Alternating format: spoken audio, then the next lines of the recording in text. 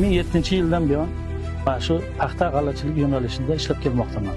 Shu yillar davomida 25-30 sentner paxta olsak quvonib yurardik. Bu yil 3-yil mana shu Xitoy navini ekib, tajriba orttirib, ushbu yilda 76-10 sxemada qo'shqator plyonka ostiga Shinjon usulida ekdik. Tomchilab sug'orish usulini qo'llayapmiz.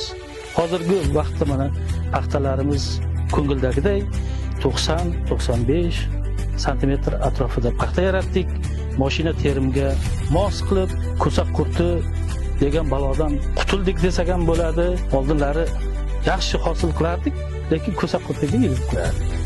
Hozirgi kunda mana bu yangi texnologiya, yangi navlar ko'sak qurtiga chidamli, hosildorligi yaxshi. Hozirgi kunda hektariga 200 mingdan oshiq ko'chatimiz mavjud.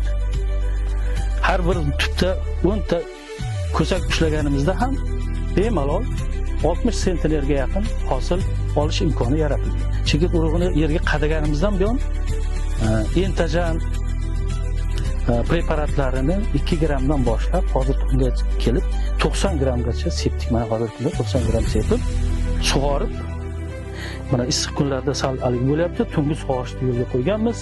Tunda 3 soat, 2,5-3 soatdan har bir bo'lak yerni sug'oryapmiz. Buni afzallik tomoni shunday. Kechasi sug'orishni juda yo'lga qo'ysa bo'lar ekan, yaxshi ekan. Har xil preparatlar ishlatdik. Bor kislotasini ham ishlatdik, sepdik. Hozirgi kunda mana shonalarimiz Xudoga shukr yaxshi, holat yaxshi. Nasib bo'lsa yuqori hosil 60 sentnerdan kam bo'lmagan hosil yaratamiz deb umid qilib o'tiribmiz. Olimlarimizga rahmat. Mana vazirligimiz tomonidan bizlarga qo'llanmalar, tavsiyalar berishdi. Shu qo'llanmalar asosida ishlab kelmoqdamiz. Aks xodimlariga ham rahmat. Ular har doim kelib o'zlarining maslahatini bizdan ayamaydi. Hozirgi kunda mana paxtamiz yaxshi ahvolda deb bilaman.